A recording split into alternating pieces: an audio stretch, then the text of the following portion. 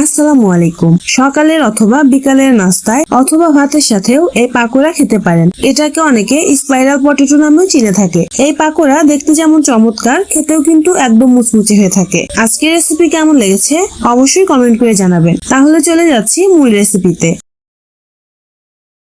এখানে আমি 3টা বড় সাইজের আলু নিয়েছি। আলুগুলো প্রথমে খোসা ছাড়িয়ে নেব। এখন এখান থেকে একটা আলু নিয়ে প্রথমে আলুর চারপাশটা সামান্য কেটে নেব।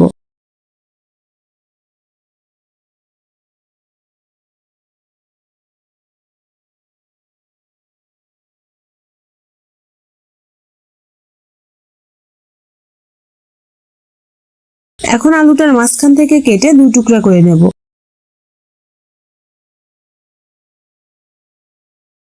এখান থেকে 1 টুকরা আলু নিয়ে আমি স্পাইরাল পটেটো বানিয়ে নেব। এর জন্য আমি 2টা কাঠি নিয়েছি। আলুর 2 পাশে কাঠি দিয়ে চাপ দিয়ে ধরতে হবে। এরপরে আলুগুলো ভালোভাবে ছুরি দিয়ে কেটে নিতে হবে। আলুর চারপাশে কাঠি দেওয়ার ফলে আলুটা কাটার সময় পুরোটা কেটে যাবে না। আর এই আলু 2 পাশেই কাটতে হবে।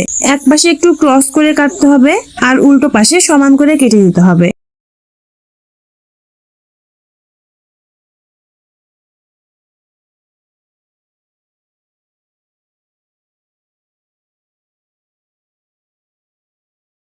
আমি এভাবে আলুটা কেটে নিয়েছি। আর কাটা যদি ঠিক থাকে তাহলে আলু 2 পাশ থেকে এভাবে টান দিলে লম্বা হয়ে যাবে।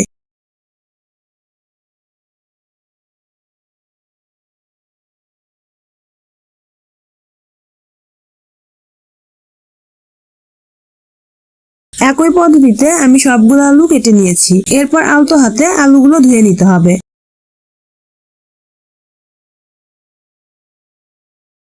এখন কোটিং এর জন্য 1/3 কাপ ময়দা নেব। ময়দার পরিবর্তে আটাও ব্যবহার করা যাবে। এরপর নিয়েছি 1/4 কাপ চাউলের গুঁড়া। কর্নফ্লাওয়ার থাকলে কর্নফ্লাওয়ারও ব্যবহার করা যাবে। এরপর 1 টেবিল চামচের কম বেকিং পাউডার দেব। এরপরে দিয়েছি 1/2 চা চামচ হলুদ গুঁড়া, 1/2 চা চামচ মরিচ গুঁড়া, 1 চা চামচ লবণ দিয়ে শুকনো উপকরণগুলো ভালোভাবে মিশিয়ে নেব।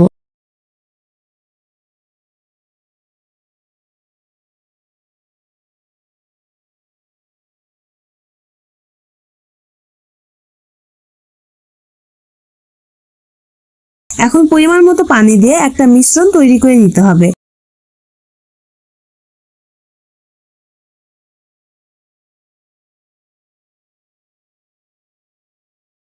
এই মিশ্রণটা একদম পাতলা অথবা একদম ঘন হবে না। দেখতেই পাচ্ছেন ঠিক এরকম একটা মিশ্রণ তৈরি করে নিতে হবে। এখন কেটে রাখা আলুগুলো ভালোভাবে কোটিং করে নেব।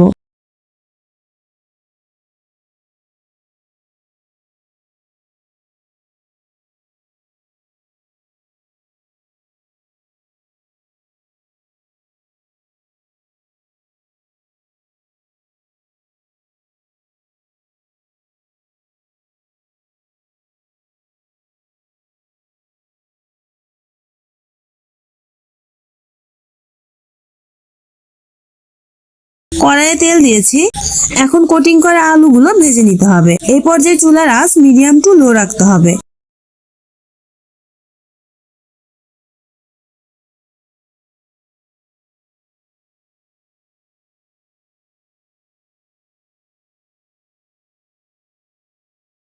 যখন এরকম কালার হয়ে যাবে ঠিক সেই মুহূর্তে তেল ঝরিয়ে তুলে নিতে হবে।